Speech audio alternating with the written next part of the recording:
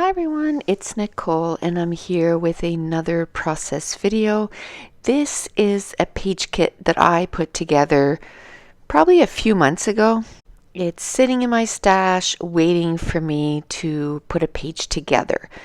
Now, when I went to a crop a few weeks ago, I had started putting some page kits together, but because of, life and how time just kind of evaporates from a person, I ran out of time. The crop kind of crept up on me, and then all of a sudden it was like, oh my goodness, the crop is in 2 days, and I just don't have time to finish putting these page kits together.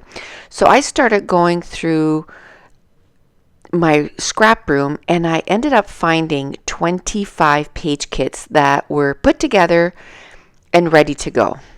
They weren't at the spot where I like them to be when I go to a crop, because I like to have my pictures in the page kits and the journaling done for all those pictures. Plus, I like to choose washi tape and all that good stuff. And I wasn't that prepared, but at least I had 25 page kits to bring with me. All I ended up doing was bringing a few boxes of photos, which I ended up bringing like 400 or 500 photos. So as I was taking out the page kits, I was just looking at the pictures that I had and seeing which one fit the theme the best.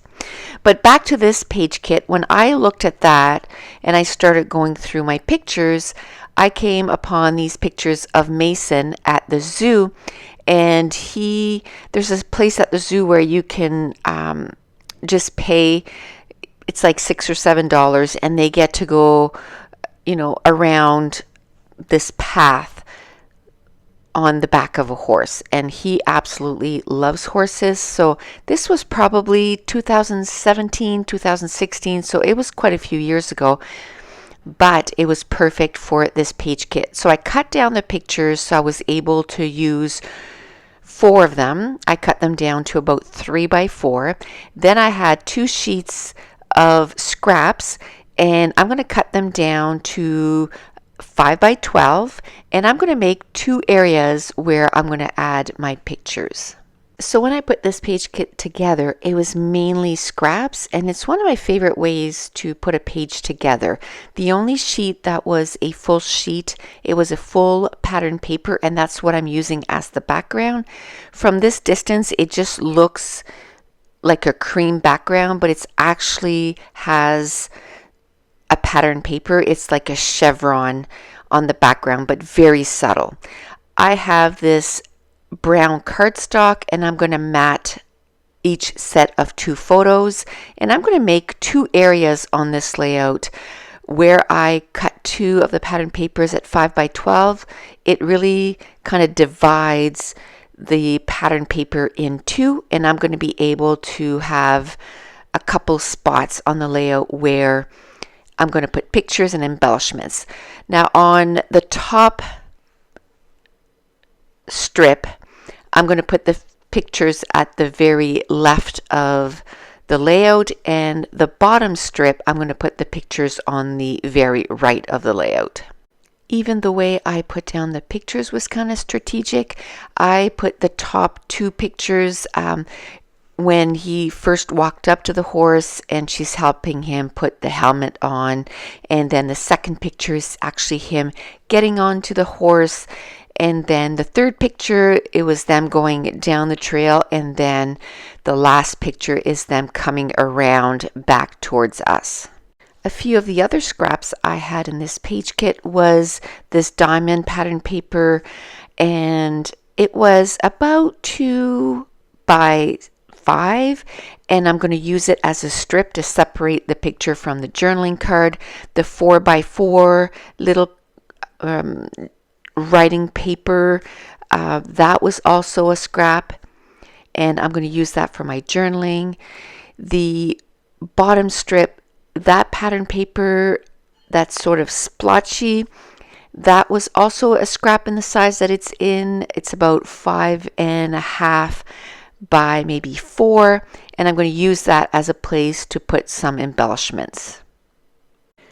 So what I do is I figure out all the pattern papers that I'm going to use, and then I start looking at the embellishments and see how I can put those down.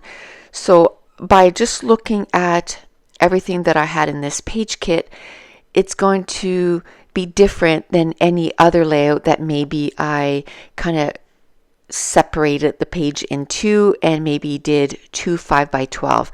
So even though a lot of times you're using the same layout or sketch, it's still going to look different because of the fact that I pre-make my page kits, and as I make my page kits, I have a set number of embellishments. So I start by making a big kit, and then with that big kit with a bunch of embellishments and pattern paper, then I start kind of narrowing it down. I make page kits with pattern papers, and then I add die cuts.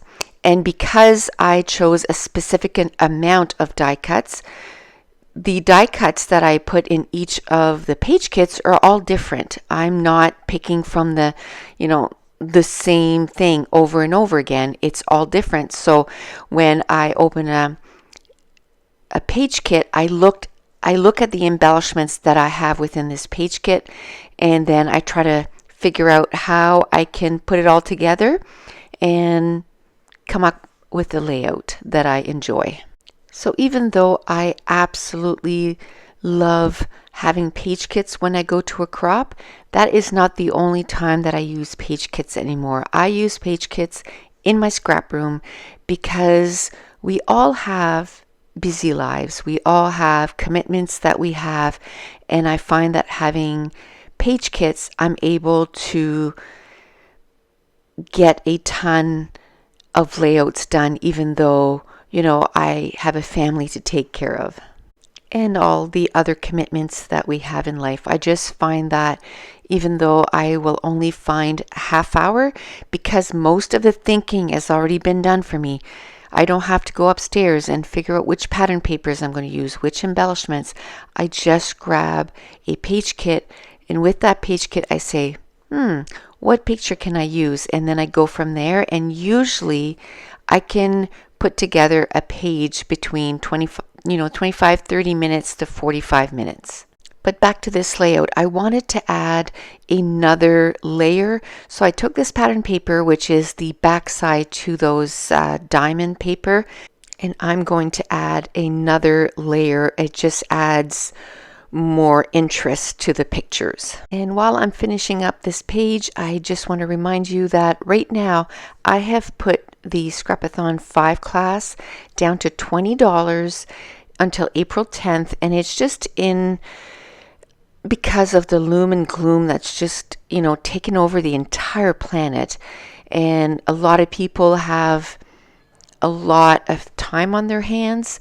And actually the class was supposed to be done tomorrow, March 31st, but I'm going to extend it a few more days, and so we're still going to be chatting on the Facebook group, and I'm having a live tomorrow, March 31st. And also once you get the download of the 35 plus videos for the class, which is like 31 challenges, 31 pages, you'll also get a link to the Facebook group, and once you join the Facebook group, you'll get 7 downloadable files, which are the viewfinders and the labels, which is worth $14. So there's always a link in the description box below, but also you can visit NicoleJones911.com if you're interested. The last thing I'm going to do is I went into my stash and grabbed these mini markets. I've had those forever, and as you can tell, I haven't used any of these alphas, and I find that even within the alphabet there's always certain colors that I gravitate more to. Like there's certain alpha sheets that are almost empty, and then you have colors like this where I haven't even used any letters, but I'm going to use these letters to write out horseback, and then zoo, and then Moncton, because that's where we're from. And I just thought it'd be great to be able to use some of those little alphas.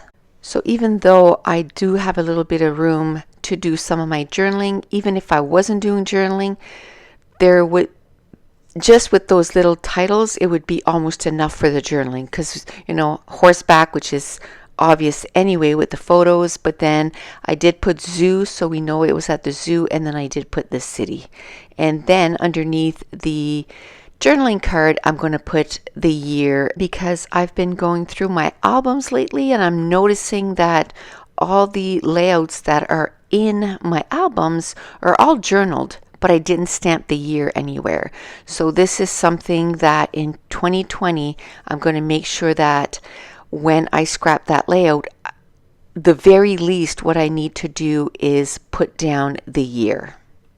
But that's it. That's going to complete this layout, and I want to thank you so much for watching. Bye.